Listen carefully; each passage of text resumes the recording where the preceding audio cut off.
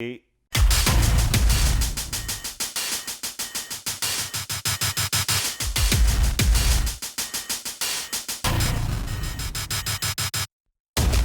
honorable mentions list. We're changing over now. This is the second half of the episode. We're on the our top 5 lists here. Yeah, it's about to get a little more positive, a little punchier. This is shit that I like. This is stuff that I have often brought up. Actually, it is the opposite of I don't like. There's no more Chief Keef around. Several episodes have gotten segments about a couple of the things present in this particular, for my list at the very least, because I will not stop talking about a couple of these. There will not be a whole lot of surprise, and I'm sure you've already guessed one or two of them already. Oh yeah, if you've been paying any attention. You guys might have noticed that we've got a bit of a mode here. Mm-hmm.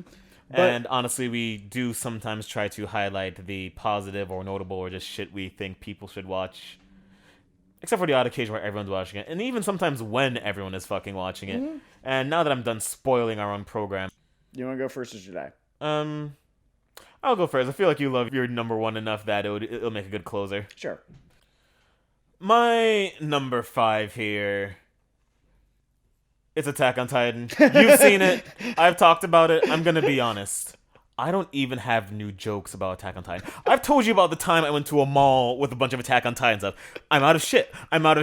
I have nothing else. Sam, 5.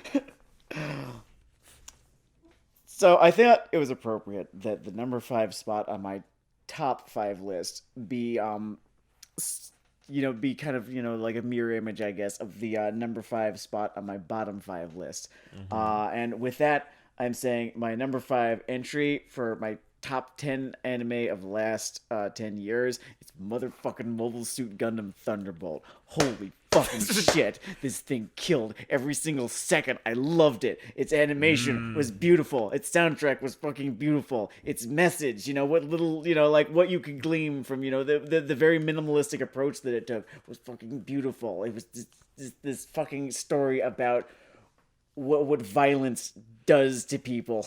It was a story about the meat grinder that is warfare. That is warfare in in the 20th and 21st century, and this imagined, I think, the universal century. What's a 2300 something like that? Well, it started with Universal Century 00. And then this is the 79th year. I cannot remember, honestly, when they transitioned to the UC calendar. By the way, I don't endorse violence against us for any of our opinions, but for the Gundam trivia we often get wrong, feel free to do a whole John Lennon thing. Yeah, you could absolutely take me down for that. I won't mind. I understand. It is to my shame that I am missing information here. My favorite moment from that, besides that great final fight, the great final fight where he just throws everything he fucking has at this Zaku and can't fucking kill him, which was, oh god, it was just such a lovely fucking moment. Oh god, and the moment in the second season when he's drowning, god, something just fucking hit. The jazz was so fucking perfect in this series. It is this ordered chaos. It is this It is done on the fly, right? This is freeform jazz. It's made up as you go along, as is, this violence that defines these people's lives. It works so fucking perfectly.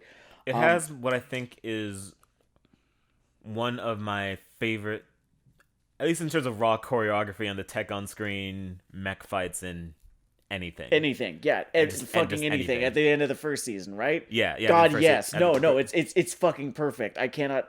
This is the show, like, if you are into Gundam, or if you want to be into Gundam, this is the show that is easily, far and away, the best entry point you could hope for into it. Because it so encapsulates everything that the Gundam franchise is about, which is that people, it's about two different things. The Gundam franchise, to me, has always been about two different things. Number one, people will always find a new reason to kill one another. And number two, people will always find new ways to kill one another. That is the thrust of human history in the eyes of the Mobile Suit Gundam franchise. And when it forgets this, it's bad. But when it remembers this, it's fantastic.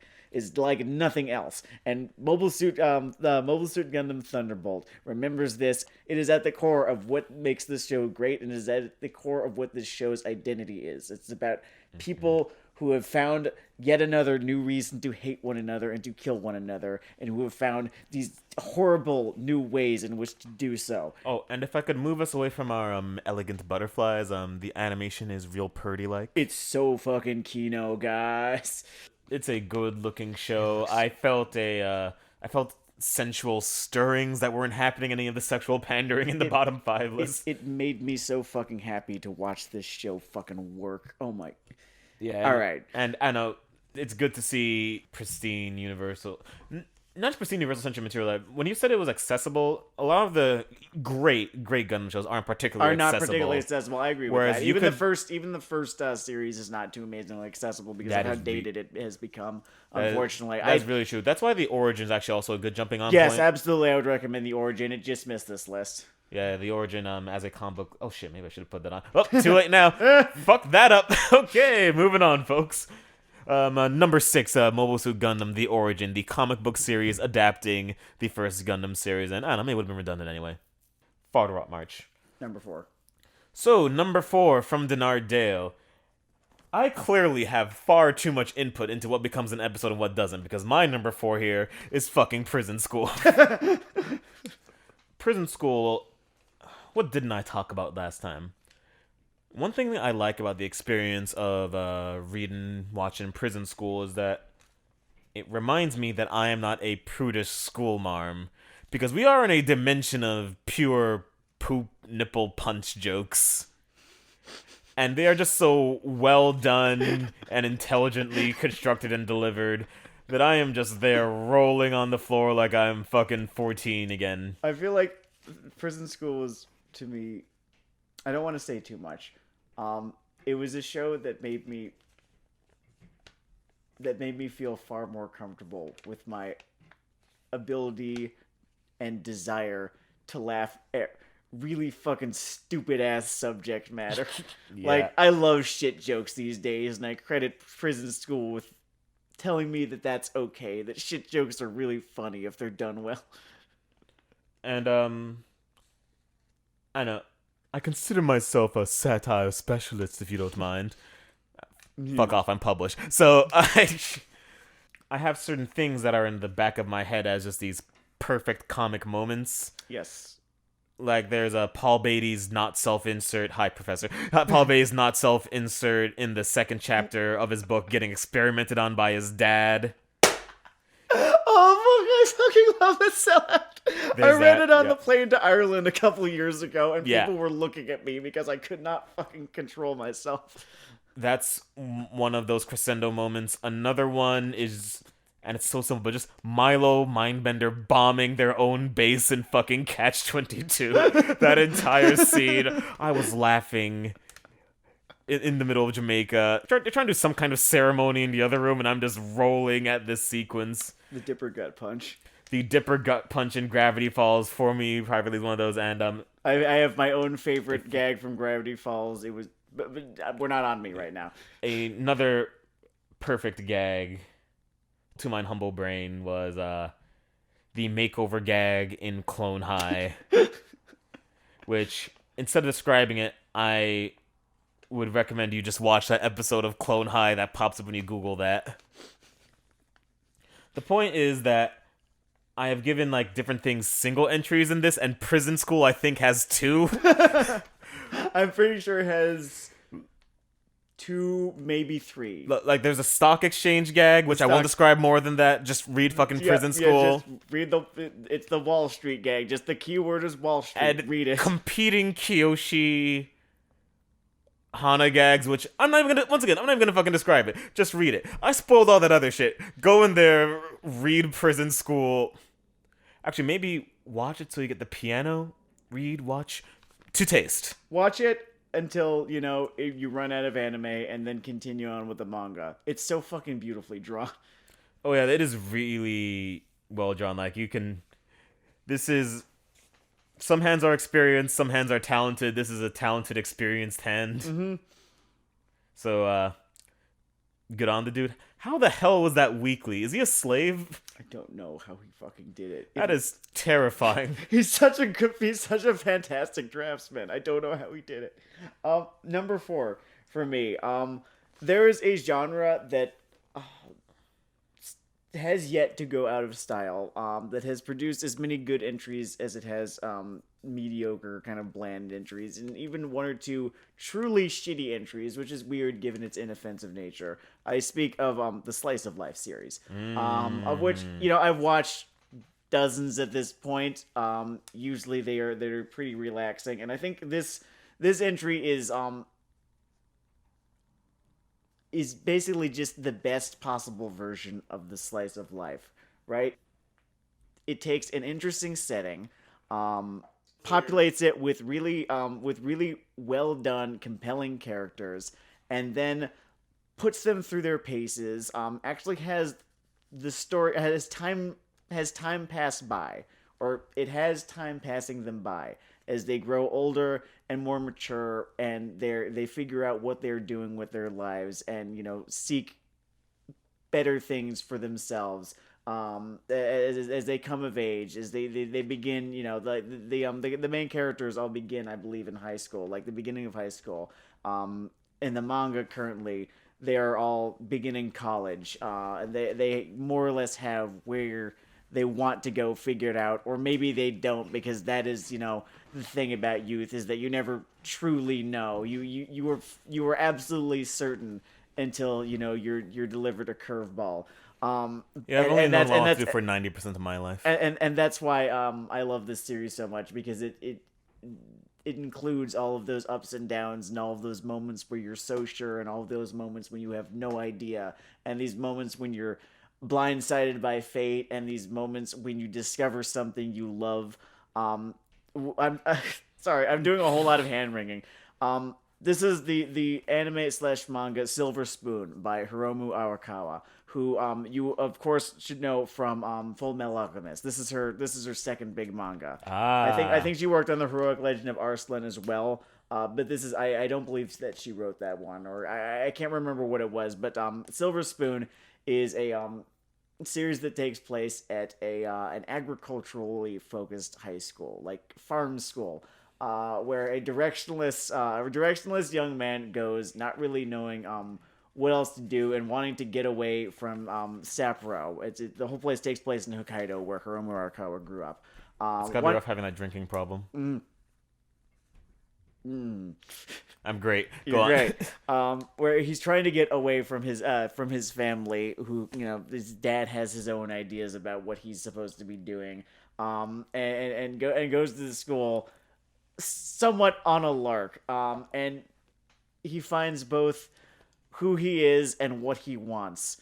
Throughout the course of the story, as well as just all the challenges of being in a world that you need to be in, but does not necessarily need you to be in it. It's a very good, like, millennial coming of age story in that way. That spoke to me quite a bit. It's sort of a story about, kind of finding your people as well. It's so many things, and it's so damn heartfelt and funny. The character designs are so good. The humor is so good natured and lighthearted. It's never too amazingly dark. It's a show that just kind of makes you feel real warm when you watch it, Ah.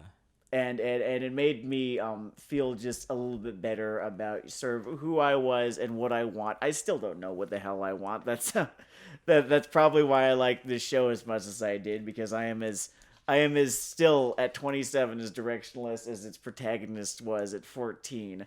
Um, he figured his shit out by the time he was 17. God, I wish we could all say the same. Um, but it's fine. I'm just rocking back and forth gently. I cannot recommend this story enough. There are all these moments of uncertainty in it, all of these moments of where you get these setbacks, that happen in life, and they make the moments of these tiny little triumphs feel so fucking momentous and huge. It's you should read this. You should all read this. It'll make you feel better about life. Something else? Go ahead with your three. So, I almost was a pretentious fucking pandering person didn't put this on my list. But I looked at hours of my life, fucking pound for pound, hours enjoyment, pound for pound. I think these top 10 lists should reflect experience. So I've become what we call macro pretentious and meta pretentious, omnipretentious. I look down upon the critics and say, how trifling indeed. What I'm trying to get at here is that after consuming both the current anime and the recent manga stuff, the amount of time I've invested into fucking Araki's brain, it's like the JoJo stuff. The JoJo stuff. This is like, I guess, I don't know, JoJo part 7-8 manga slash all the current anime nonsense that's going on right now, and I don't know. I can't stop. I guess this is just my life now. I just think about stands. I don't talk about as much as some people.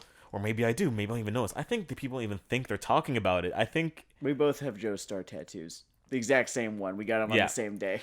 And I don't know. I think it's like having it's like having Tourette's. You just wake up. You're subscribed to fucking Stardust Crusaders memes or whatever. What's it called? You hear Giorno's piano in your head every time you're about to win something. Yeah, it is. You drop into a pose just reflexively. Are we the worst fan base on Earth? No, absolutely fucking not. It's K-pop.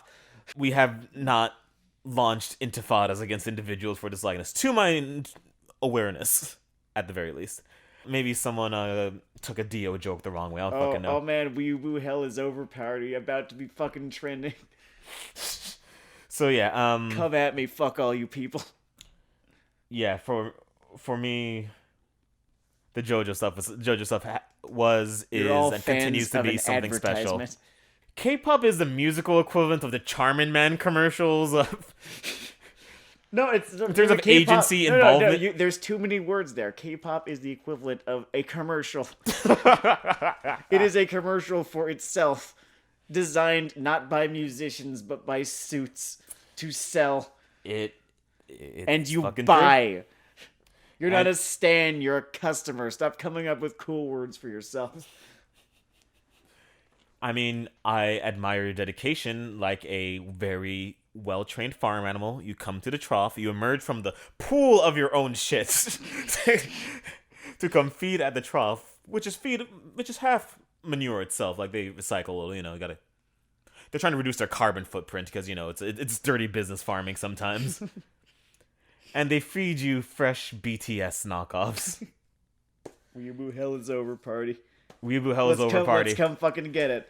Number 3 for me. Unless you were not. No.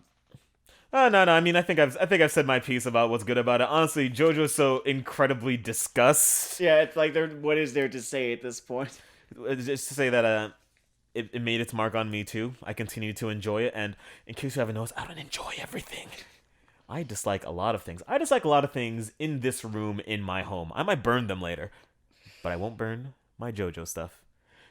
Also, I have the dumb star tattoo. On to you. Number 3 is I'm noticing another coming of age story because I guess I just really like those. This was a little anime from 2011. So just very, very, very beginning of the decade here that happened, and then it was over. It was like 11 or 12 episodes long. It was easily the best ghost story I've ever consumed, be it film or book or show or That says something. Hill House Friends BTFO. Continue. Well, it's a very heartfelt ghost story too. This is not a horror anime by any stretch of the imagination. What I'm talking about is Anohana, the flower we saw that day, which is kind of an anime smart favorite. I'm probably not the only one who loved this as much as I did. Sometimes good is good. It just fucking did it for me. Like, it hit all the right notes. This is a story about a teenage boy who is suddenly contacted by the ghost of his friend who died about 5 years ago. The two of them were a member of a very tight-knit group of friends who, when she died, all kind of drifted their separate ways, kind of avoiding their grief, all in their various different ways. Supplementing it, because what can you do when you're 9? You know, like one of your closest friends dies, you don't know how to deal with that. You're not equipped to deal with that yet. People don't even begin to understand. People don't really understand death until they are a teenager. So here are, you know, these 5 or 6 kids who have all just become very unhealthy, maladjusted people in, you know, the time since the death of their friend. Sort of being forced back together by the reappearance of this friend's ghost. Now, I think it's a plot bit. He's the only one who can see her, so like a good portion of this series is him trying to convince his friends that he's not insane, that she is really there, that she is trying to finish her unfinished business that ghosts have, right? In its conception, this is a very simple show. It doesn't do too many like new things in terms of, you know, like, and you know how ghosts work, you know, that sort of thing. But in practice, it is this heartbreakingly beautiful story about grief and what we do with it, and what it does to us, and how to sort of reconcile the unthinkable. It's like, it's about regrets. It's about being in love for the first time in your life. It's about hoping for like that second time afterwards. It's this fantastic affirmation of life, and I think you'd be doing yourself a disservice if you did not watch it. It super made me ugly cry towards the end. Oh my god. Not an everyday thing, despite the torrent of insults from every direction. Right? I wish that I could see. I wish that we could have another show like Anohana. And honestly, we've only gotten one thing that I felt was hit those notes the way that it did. But I'm going to be talking about that later. And so it's just this beautiful series about all the things I talked about, and just about like the friends you had when you were kids. Um, you know, which, you know, that I guess I don't know if I miss being young more than the average person does. But I feel like that might be one of the reasons that I like this show as much as I do. And it is a show about kind of missing that as well, and like Well, the sort of the regrets that you end up with as you start to get older, and you know, like you start to realize more and more things about the world and how it works and how you are as a person. I Again, I cannot recommend this enough, and I think I might be due for a rewatch, honestly, as I say this. that's really emotionally resonant. Like, that stuff about nostalgia and that show really speaking to nostalgia. And my number two pick is sort of similar emotional territory. Like, it reminds me of when I was younger and I was a detective enslaved by a police state to hunt down other potential criminals. And it was hard growing up that way, but luckily I had a spunky but potentially slowly being corrupted by the system detective who was a free woman to guide me through it. And we had sort of a complex character dynamic, and my number two choice is Psychopaths, is my point here. I'm a big sci-fi head, hard, soft, I go both ways. And Psychopaths, I thought, I have no idea what the fuck the objective best is. I'm sure the shit I haven't seen. I'm down to see more. In terms of things that pushed my particular buttons, Psychopaths did a lot of things. I've always enjoyed good executions of the sort of thriller tone. I've always been a huge.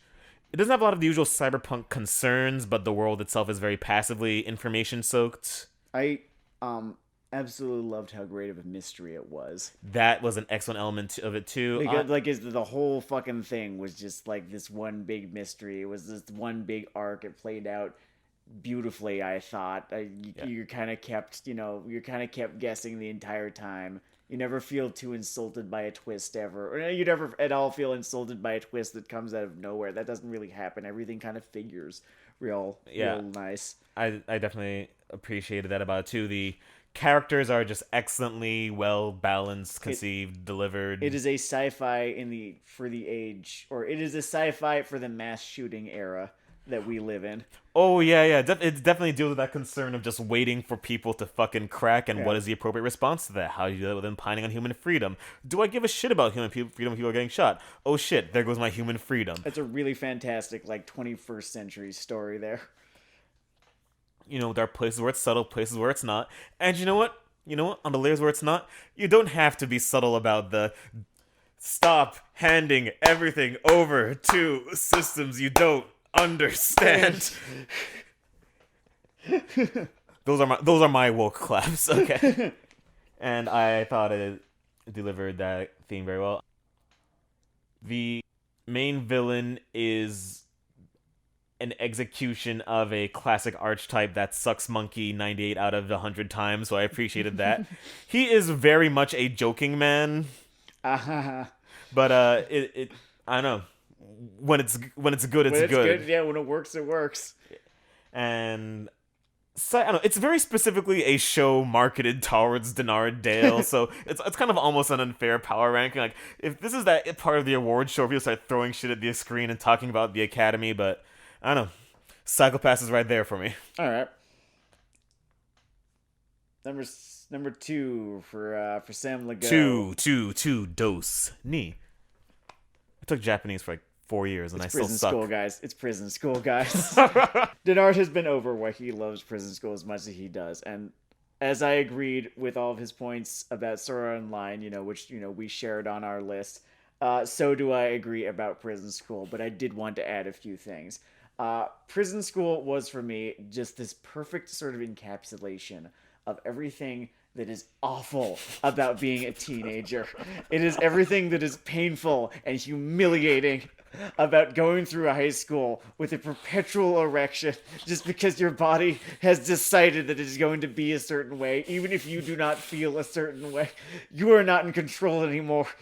It is your hormones in control. It is the hormones of your peers who are in control. They are cruel. They are capricious. They will not let you get out of this with your dignity intact.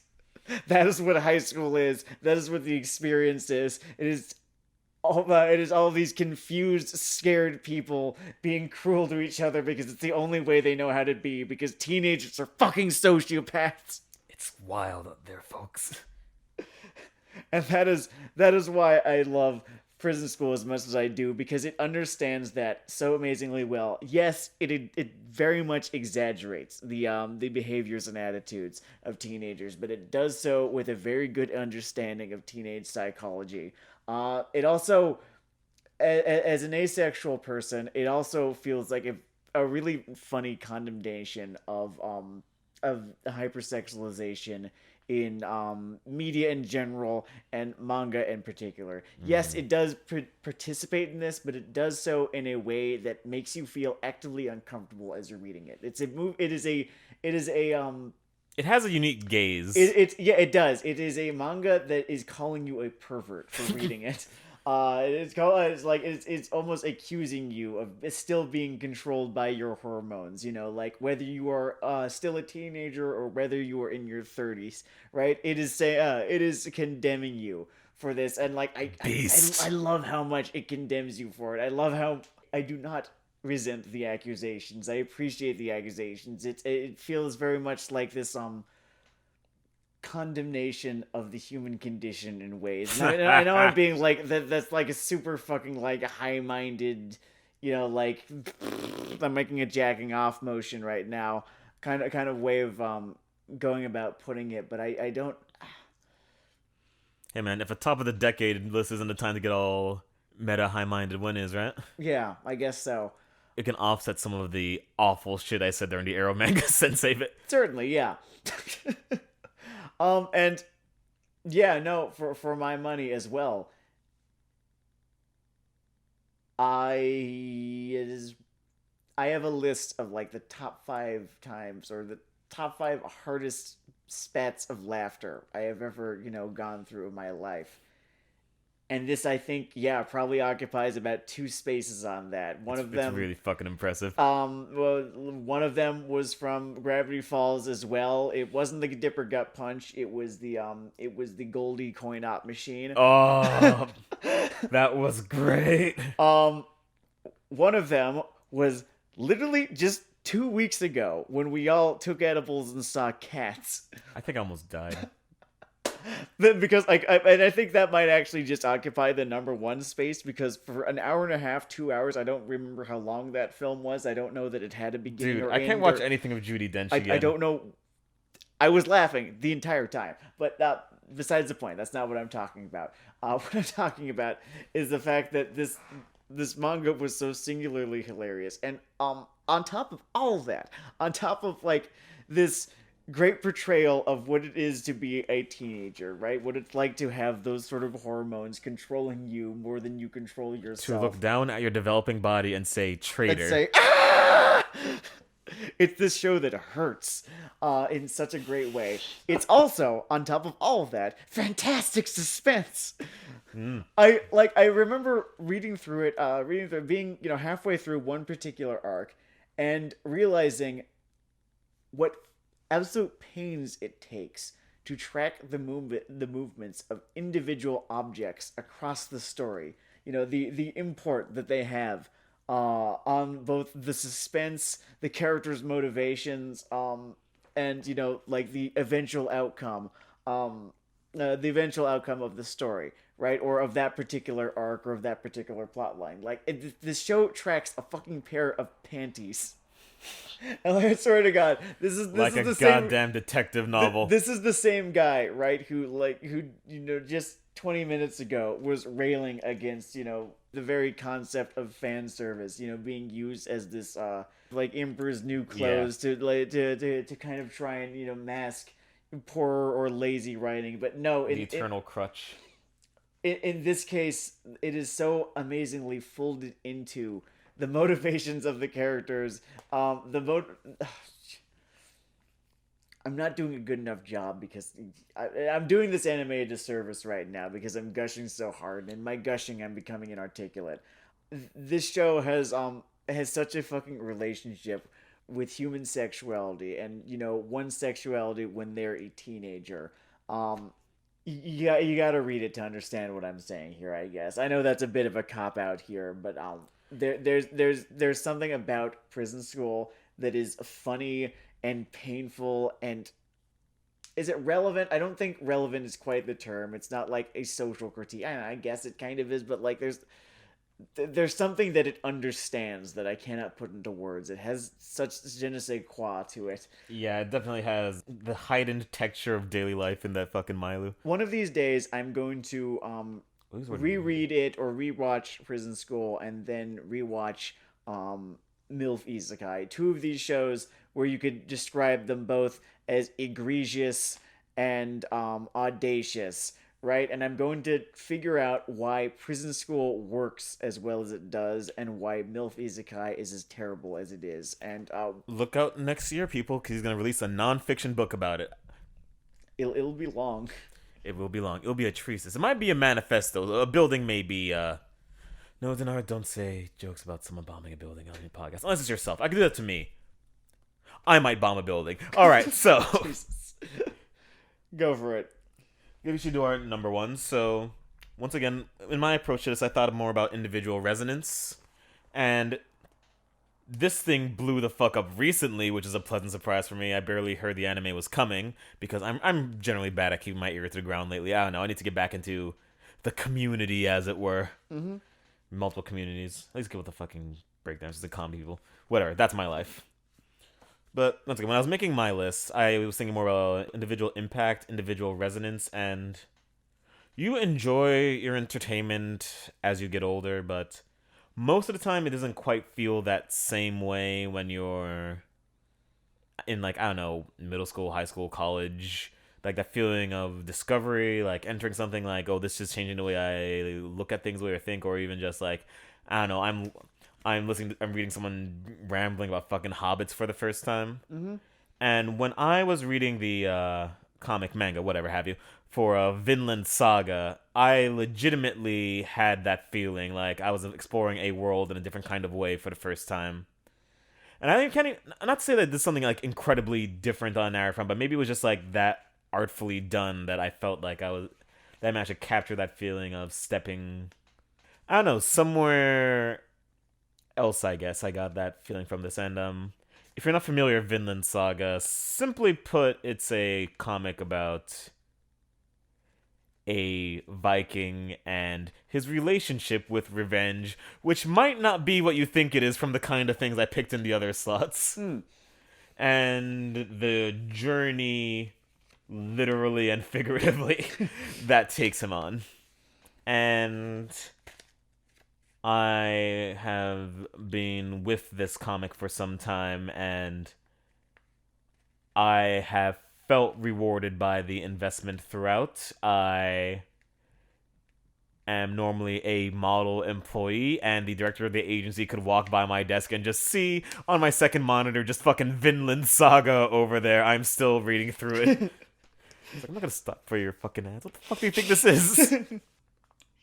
I guess you can tell that it had some kind of mark on me because I realized I haven't made a hyper funny in at least a minute and 40 seconds, and that is unusual for me. I will be doing that shit when like my friends stop dropping off at funerals and I have to start giving speeches.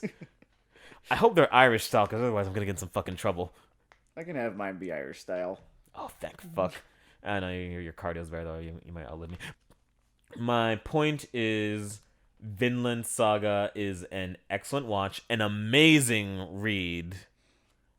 Go to Viking Town, and I should say in the balance of elements, by the way, something I didn't capture of this. I just made this thing sound super serious all time, and it is not. It is a rollicking historical tale, action, comedic often. It does that interesting thing a lot of Japanese historical fiction does where they're very dedicated to the texture of day-to-day life, but they are totally still willing to just go over the top and embrace action tropes in the action segments, which I actually think works well to the balance of elements in this story. Certainly.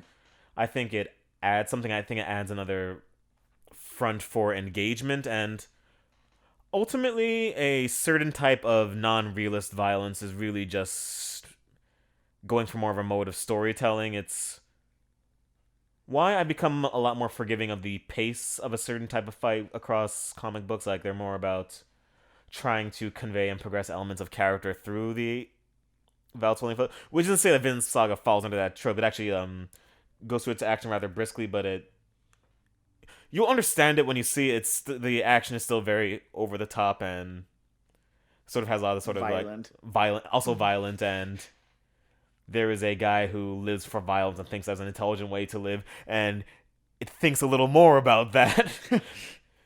We'll say about Vinland Saga. Askeladd is a cool name for a bad guy. Askeladd is a cool name for a bad guy, yes. And that is a character arc that goes places. The main character's character arc goes places. There's something when you come in contact with the main character that you might assume is a little generic. I normally won't throw this card to a series, but trust this one to play the long game on that. It takes that places. Mm-hmm. I don't know, it's very Russian book in that you would describe the concept very differently after you've been through the halfway point than if you're describing it before then. Okay, sure. It does a sort of little mini table flip. And that is my presentation about Vinland Saga. Fantastic. Before I get to my number one, I've got also my honorable mentions. A whole lot of these are I had to kind of go back here. A number of these are going to be kind of later in the decade kind of stuff. A couple of them are from this year too, because 2019 was a really fucking good year for anime, I felt. It was. It had a couple instant classics there, a couple of whom made this list. But I'm just gonna kind of get into it. Honorable mentions for the decade. Promised Neverland was fucking Stephen King does anime, and anime does Stephen King, and it was fucking beautiful, tonally just perfect. The information warfare thing is a thing that I'm super fucking into. It's like it started with Death Note, I feel like, and like it's this sort of mini genre, and like all the entries who have cropped up, I've loved. Erased. God, I fucking loved Erased. I even loved its stupid fucking ending that wasn't there in the manga. It was so perfectly suspenseful. It was so wonderfully directed. I didn't really gather my thoughts about Erased prior to this. I'm kind of doing this off the cuff right now. There's something deeply discomforting about watching this show in such a great way. It makes you feel unsafe. It's wonderful. It's like, how could you feel safe if you're, like this 11-year-old who's trying to catch a serial killer who could very easily fucking kill you because you're an 11-year-old. Moment. Silver Spoon actually ended up on my top 5 list. Nietzsche Bros. Nietzsche Bros is a Danchi laugh factory. no Nichijo. Oh, what a fucking laugh right of a show. That's like one of those other shows that kind of gets another aspect of being a teenager. This is less, it has less to do with, the raging hormones and social embarrassment and, like how awful it fucking is to be around your peers. And this is more about just being so fucking bored all Oh, the goddamn yeah, time. yeah. Just having nothing to fucking do because you're broke and you don't have that many friends. And it's hot and your parents don't give you any money. You So what you do is all that you can do. You just fucking talk bullshit with your friends. It definitely captures the entire fucking around spectrum. And it's side splitting every fucking time. Lupin the Third, just all of the Lupin the Third that has happened this decade. I think there's been at least 2 or 3 parts. I think parts 4 and 5 at the very least. The Woman Called Fujiko Ime. It's so fucking good. I love Lupin.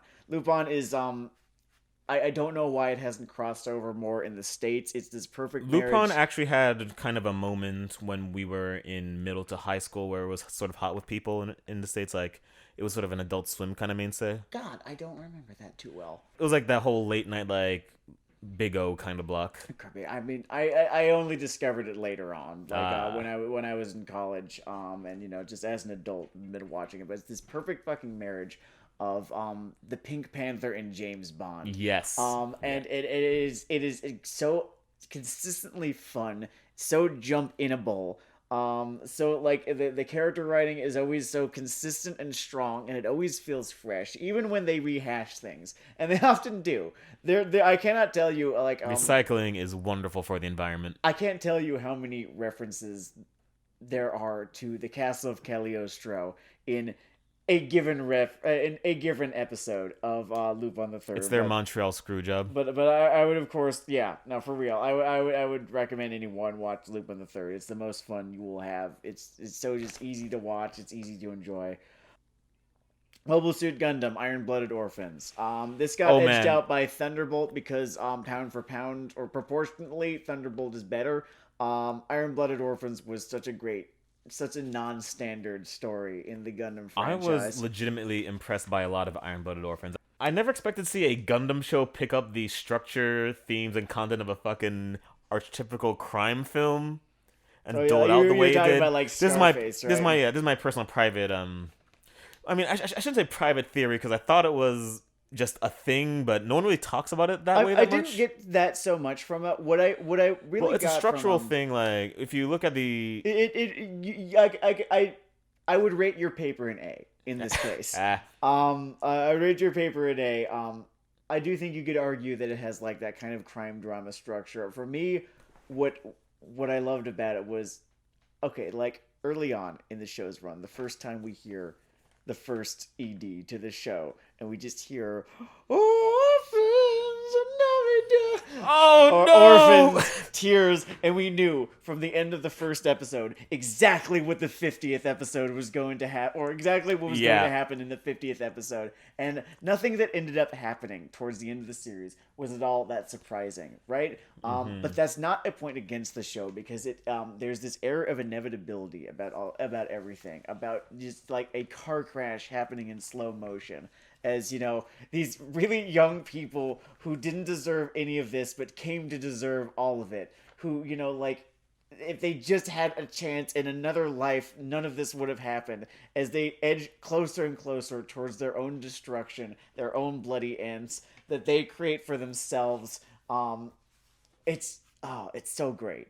And there are things about it, little things that didn't work so well. There are things about it that maybe I'd go back and change, but like ultimately, and it was great fucking fight choreography throughout. Yes, that is of course very important. I remember watching this and seeing the influence of a certain show for the first time. We'll get into what that show was, or not for the first time, but seeing it for the first time in like a really pronounced, really well done way. Anyway, well, Final Identity, yeah. Yeah, Hero Aka. My Hero Academia. It's just it's just great. It's just like What this is there to distillate. say What's about? what can you say about the man who? Yeah, what would you give the man who has everything? It's this fantastic distillation of the shonen formula. It feels like reading on like those freaking 70s Spider-Man comics again in a way. Yeah, Like absolutely. Foundation's action adventure. There's clearly a brain behind it. The brain has opinions. Yeah, Interestingly, not that loud about them. It's like his opinions play bass. it's true. It's Horikoshi Kohei seems to be such a lifelong fan of shonen manga, but he understands the things that do not work about it. And has seems to be striving in everything he does to fix those issues in the little ways that he can. Like it's clear that he likes, the big boys, Naruto and Bleach and Dragon Ball, way more than I honestly do. I can appreciate some Dragon Ball here and there, but I do not think very much of Naruto or Bleach. Like he loves them. It's clear that he loves them, but he thinks, yeah, but I feel like there's this one thing that I could maybe, and then he does that, and it makes just a world of difference. What have you got to say about it? Well, I mean, there was that old Spider-Man comment. Hero Academia, in terms of how it sort of mastered this little Mailu and tone, it reminded me, A, the whole shonen thing can just be good and fun and enjoyable. Yeah, B, it partially reminded me of really need to be a miserable fuck all the time. yeah, absolutely. I had a phase, a little wombo combo of negative events in a chain, and Just it one or just two of them. it just cast a very positive shadow there. I appreciate that about it. I will always have a spot in my heart for just the sort of, I need a better term for it than like Foundation's adventure story, but it really is like simple storytelling done Yeah, well. Like I don't know, some people will make hour-long YouTube videos about the depths hiding within the narrative. I don't really approach it so much that way. It's more like, I don't know. You ever seen a guy jump a motorcycle? yeah.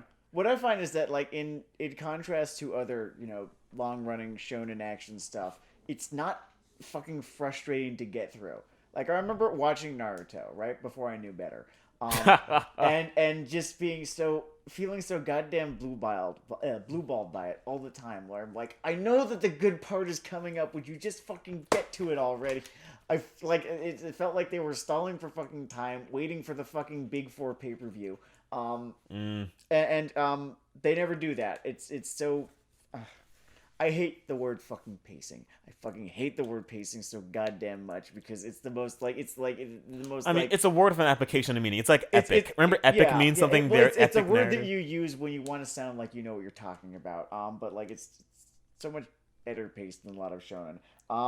JoJo's Bizarre Adventure with an emphasis on Diamond is Unbreakable is another honorable mention for me.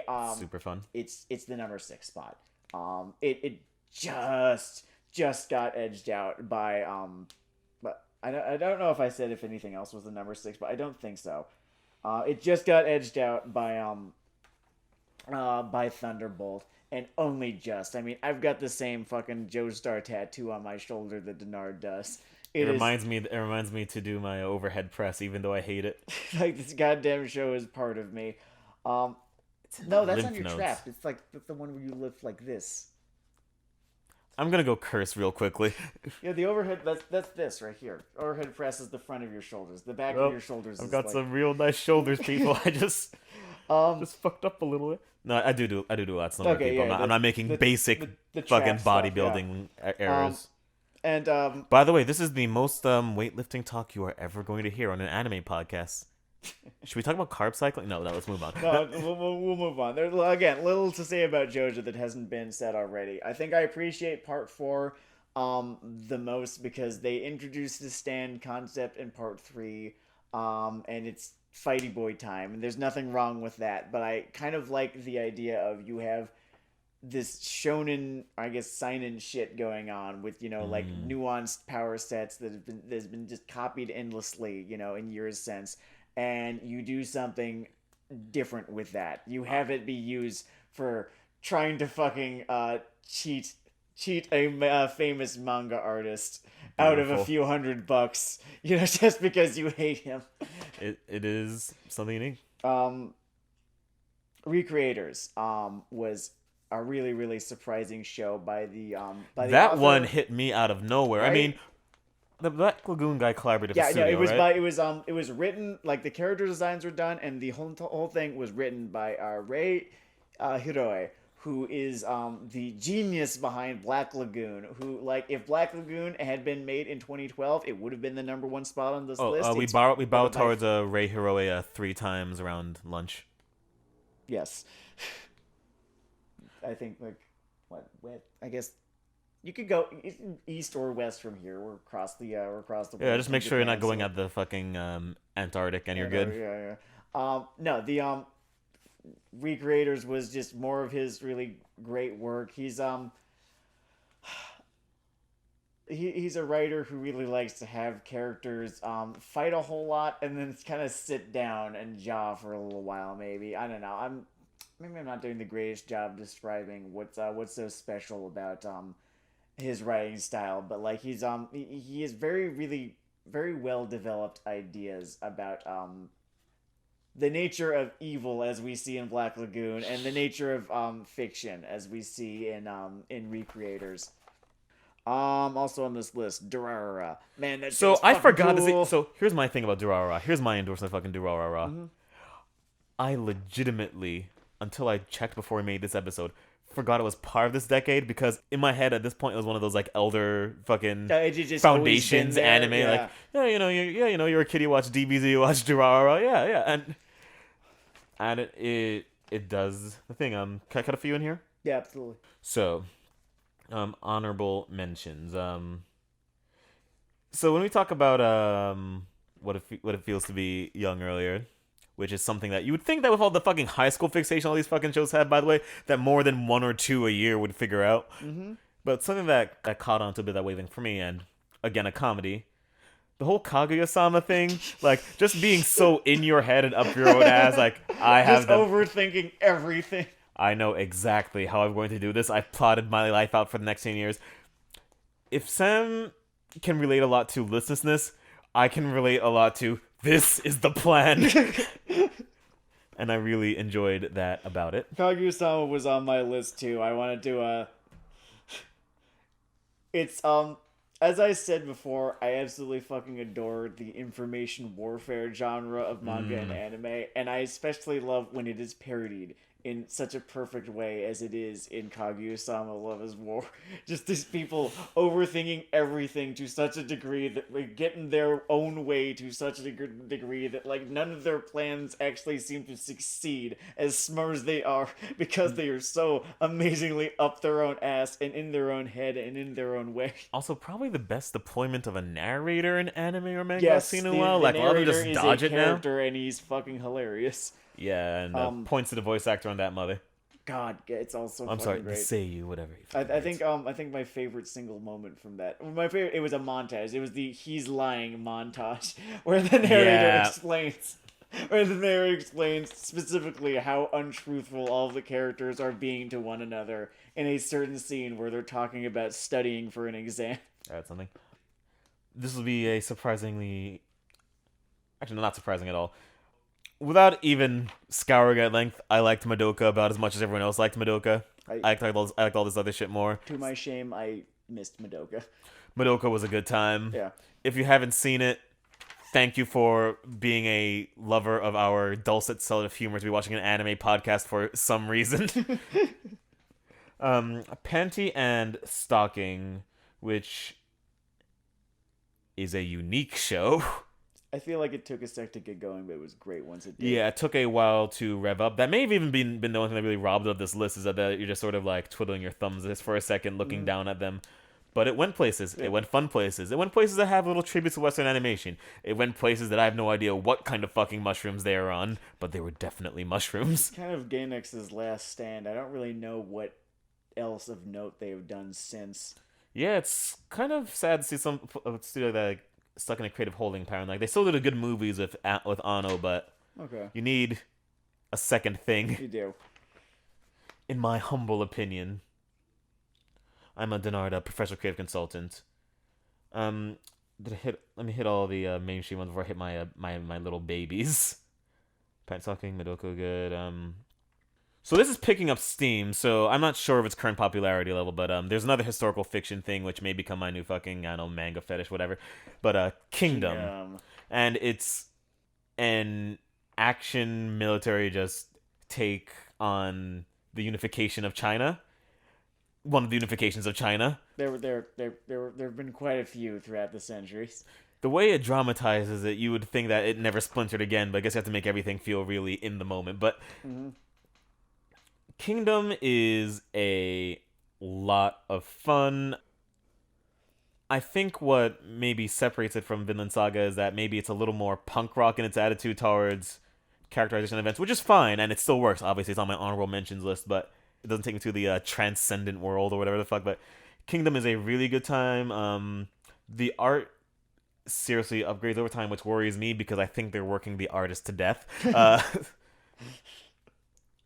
And it almost has a genre change halfway through because like basically the first must be I guess quarter of this thing now because this thing's been going forever, but first quarter of this mother is basically a martial arts story. Like it's also historical fiction, but the conventions of conflict and emotive action is very much concerned about the strength of my style. Mm-hmm. And then the military history thing comes up, and the first arc is fun, but I think to me this is when Kingdom really becomes Kingdom. Okay. Like it achieves that sort of scope, and it's very good at making macro stuff feel interesting by having people yelling loudly about their honor. So that doesn't always work. It works here. Um. All right, on to my baby. So I liked Al Noah Zero. Fuck you, people. I guess. Loved Al Noah Zero. I don't know. I think it was probably I think it probably helped that we watched it all the way through after it had aired and did not have to wait an entire like however long in between season 1 and season 2. Oh, we dodged the Last Jedi fanboy problem. I guess so. I fucking love the protagonist. I think that's he's probably so great. the thing. He's such a fucking Chad. I love him. He makes me use the word based without irony. He's got a thing. Another one of my babies was a Samurai Flamenco, Guillotine Gorilla. which Guillotine a Gorilla. show. Guillotine Gorilla.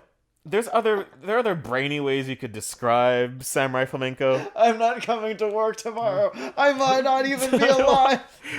But the important thing is that it is people. It's this show. It's a bunch of lifetime tokusatsu fans basically thinking, okay, so what if we flip the table every 2 episodes? Like, we make them think it's a fucking kick-ass thing, then you make them think it's more endearing than that, then it's a parody, then it's a just Gurren Lagann. But it is the thing. There's a thing, then it's a fucking psychological thriller. Samurai Flamenco goes places. It's a great ride. It hovers in the Power Rangers parody around a little bit too long, but the rest is great. I feel as though it did not make the waves that I really wanted it to make. Like it through Like no that- fault of its own. It just wasn't. It wasn't as influential as I kind of expected or wanted it to be. The market is merciless. I wish it was more influential as well. I think that maybe some people may have felt the joke was on them. I don't think it was in the show, but I think some people took it that way, like, oh, you're just fucking with me. Yeah, I hate when people are like that's like it's why so many people hated The Last Jedi. Luckily, there is no overlap between our anime enjoying audience and the people complaining about The Last Jedi like it stabbed their mother. There are people who are going to be more offended by that Last Jedi thing Than the K-pop thing, than the thing I said during Arrow Manga Sensei, than my whole religion riff in that one episode. This is gonna be why I the get fucking canceled. one that does it. Yeah. I'm putting kind of a rising star that like exploded in popularity this last year, Demon Slayer Kimetsu no Yaiba, which I saw. Like I think we actually it was on a segment on the show early on in our run. We saw it, liked it, didn't think that much of it, and then someone, maybe it was the community, was like, "Hey, you should maybe go back and watch more of this. It's more than you think it is." And God, it's so much more than you expect it to be. It's so fucking sad. God, it's Demon Slayer, for my money, is a very special moment in my history as a critic because it's the first time I underrated something, and everyone's gonna kick the shit out of me for fucking years if this show goes anywhere. Say, hey, it's a dipshit who thought Demon Slayer was okay. You know what? Todd in the Shadows is wrong all the time, and he's still great, and he still has his audience. So like, if he can be, if he can be wrong about expecting something to go away and then it doesn't, then like, hey, we can too. Yeah. All right, Yeah. that concludes all of my honorable mentions. You got more? All right. So if crosses over in 2009 and my timeline sometimes is buggy, sue me, fucking sue me. But I was always an advocate of the Zetsubo Sensei fucking sub series is like line of comedy that just always tickled me. The description Japanese South Park may sound crasser than it is. Doesn't really go down that route, but it's more the frenetic nature of the jokes and the pop culture riffs, Mm-hmm. and its approach to the youth as idiots surrounded by dumber adults. And I enjoyed it a lot. I also recommend that. And now on to Sam's number one. So my number one entry begins with a story. I think I'm a. It is the summer in between my like, I think sophomore and junior year of college. I'm like sitting there on the couch. I haven't watched a whole lot of anime in the last couple of years. I've like kind of fallen out of it after having experimented with being a weeb in high school, um, and now when I've just accepted it about myself after however many years. Like I remember in high school, I was watching like a whole bunch of anime on like all the various streaming sites, just like deciding like, yeah, I'm gonna get into this, and then I kind of fell off it in college. Um, this changed one summer when I'm on my couch, just sitting on my laptop. I've got one of my friends and my brother are like elsewhere in the living room, kind of bullshitting, um, and I'm sitting there with my eyes affixed to the screen. I am holding either side of my laptop screen. I might have been smoking some weed. With my hands holding either side of the laptop screen for dear life, because I am watching something that I'm never going to forget. I am watching Attack on Titan for the first time. And this show is about to change my whole fucking life. This Oh. is it is about to become one of my favorite pieces of media of all time. It's going to reward my patience and my faith in years to come. There's going to be people who have other thoughts about it, people who doubt it, people who react poorly to the hype,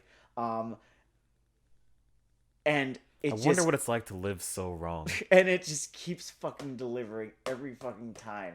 uh for me, it's like both as a perfect mystery, as a perfect as a perfectly exciting, fresh, like, oh god, nothing is like Attack on Titan. That's like one of the things that I love so much about it. I remember, one of those serious fucking like 3DMG Sakuga scenes from the first series. I could not think of anything. It was like nothing I'd ever seen before. It completely changed the game for me, and it completely changed the game for anime. It like it and Sword Art Online are like it's no coincidence. These are the two most influential anime of the last decade. For better and then for worse. Attack on Titan for better because of the energy that it just brought. You can see visual cues, plot cues, character cues present in like almost every facet of the medium these days.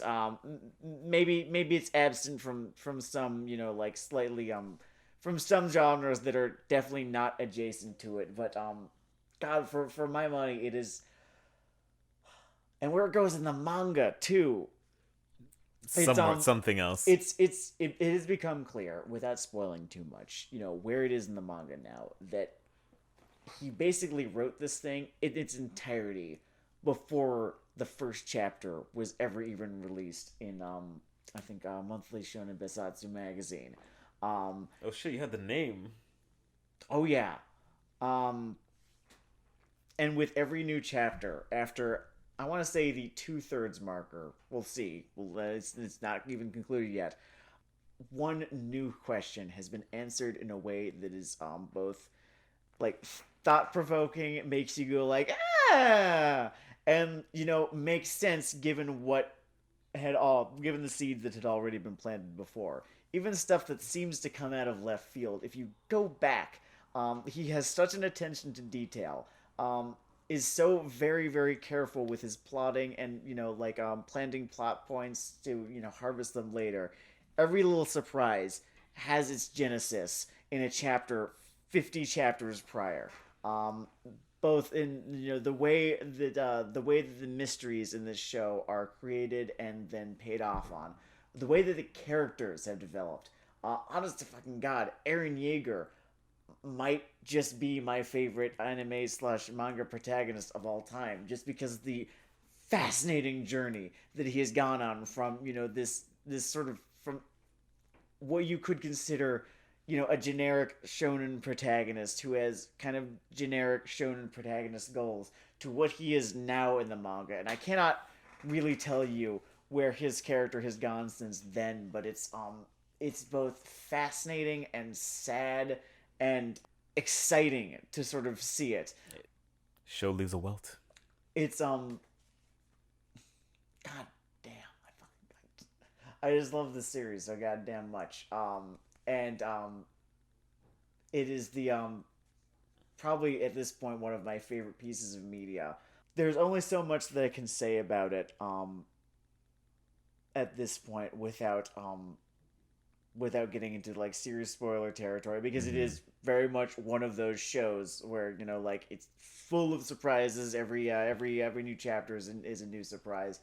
But I love this show as a kind of commentary on two different things, on both human hatred and its origins, and nationalism and its origins, and how like the two of them are inextricably linked, and how one comes from another, and hatred creates itself over and over again, and nationalism is always this result of tragedy that becomes hatred, that becomes nationalism, that then again that then creates new tragedy that becomes hatred, that becomes nationalism. And it's both like a great piece of I guess you could call it political satire, as well as just an exciting fucking like both horror story, and it becomes a conspiracy thriller. God, there's no facet of this manga that does not have me just floored every time I pick it up.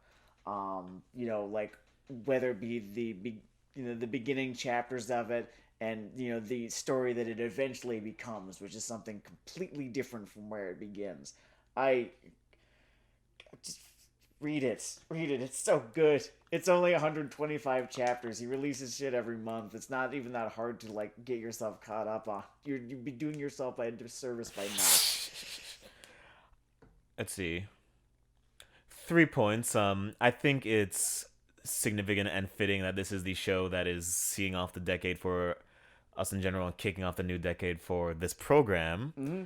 I think it has earned that place in the anime spectrum, and both in terms of just impact and goodness. Two little points I didn't hit during my set piece on Attack on Titan, and this would be sort of an Attack on Titan sandwich. My first point is that I recommend watching anything on the top 10, I specifically recommend that you read or watch Attack on Titan before it becomes one of those things where everyone knows what fucking happens and you sort of lose that in a way. Like, Yes. you have a chance to get the run in before Vader whips out the little 23andMe, you know what I mean? That's one thing. And another point is I think I told the story last time, but I'm going to tell just the story of my premium wrongness in this milieu. And I will never get more wrong at once about one thing, but earlier on in my life, I was at some convention or bookstore, and they had preview pamphlets and chapters of just different comic books and manga and shit. And I got a chapter sampler, just one chapter, early Attack on Titan, maybe one of the first two things. And my snot was like, eh, and I just basically chucked the thing. And now, here is me for the media gods. It's like, I'm sorry! I'm sorry! Oh, I think I should finish the story that I kind of began this entry with by saying this is the show that made me a fucking weeb again. And I'm so fucking thankful for that. This is the show that got me back into anime after I'd kind of fallen off of it.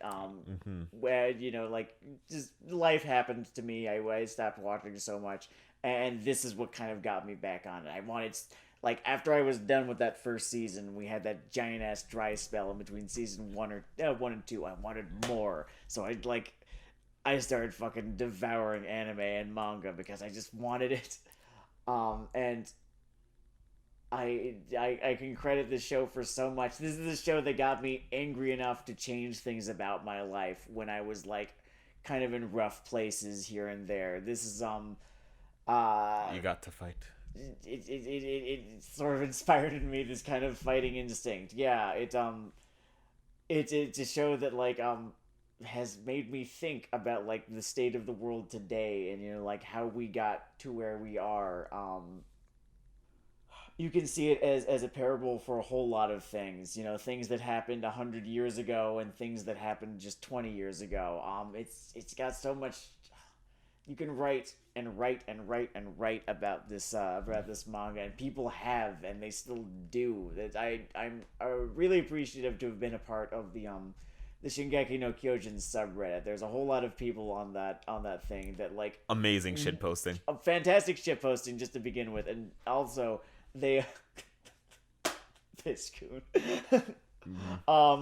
And they also a lot of them are like smarter and more observant than I am, and will like point out all the stuff that I missed because you can totally miss stuff in this. Like I'm gonna go back and read the whole of this once it's done, and I'm probably gonna need like 3 or 4 read throughs to get everything, and then even then I'm probably gonna miss some things because he's got so much little details in there that like make mwah.